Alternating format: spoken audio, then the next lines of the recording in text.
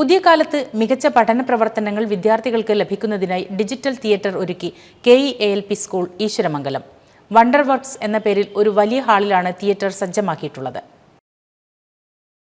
കുട്ടികൾക്കായി ഡിജിറ്റൽ തിയേറ്ററും തുഞ്ചത്ത് രാമാനുജൻ എഴുത്തച്ഛൻ പ്രതിമയുമാണ് ഈശ്വരമംഗലം KEALP സ്കൂൾ ഒരുക്കിയിട്ടുള്ളത്. വിദ്യാർത്ഥികളായ സാമിഹ, ജിത, ഗായത്രി എന്നിവർ അധ്യക്ഷത വഹിച്ച യോഗത്തിൽ മലപ്പുറം DDE രമേഷ് കുമാർ ഉദ്ഘാടന കർമ്മം നിർവഹിച്ചു. കാരണം ബാക്കിയുള്ള എല്ലാ ഇവിടെയുള്ള പ്രതിമകളും നമുക്കറിയാവുന്ന പരിചിതമായ മുഖങ്ങളാണ്. പക്ഷേ തുഞ്ചത്തെഴുത്തച്ഛൻ നമുക്ക് സത്യം പറഞ്ഞാൽ ഒരു മിത്താണ്.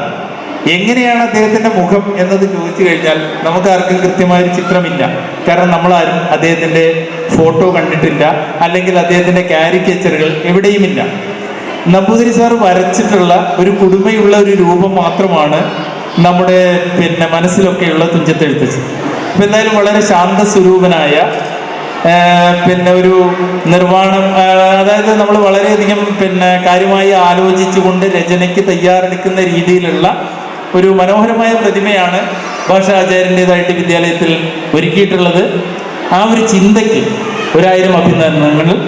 അതോടൊപ്പം തന്നെ നിങ്ങളുടെ തിയേറ്റർ ക്ലാസ്, കാരണം ഒരു KER കെട്ടിടം എങ്ങനെ മനോഹരമായി വിദ്യാലയത്തിലെ ഒരു പഠന മൂലയാക്കി മാറ്റാം എന്നുള്ളതും അത് ഏറ്റവും മഹത്തരമായി ചെയ്യാമെന്നുള്ളതിനും ഇവിടുത്തെ മാനേജ്മെന്റ് എടുത്തിട്ടുള്ള ആ ഒരു ദൃഢനിശ്ചയത്തിന്റെ സാക്ഷാത്കാരമാണ് നിങ്ങളുടെ കുട്ടികൾക്ക് ലഭിച്ചിട്ടുള്ള ആ ഒരു തിയേറ്റർ.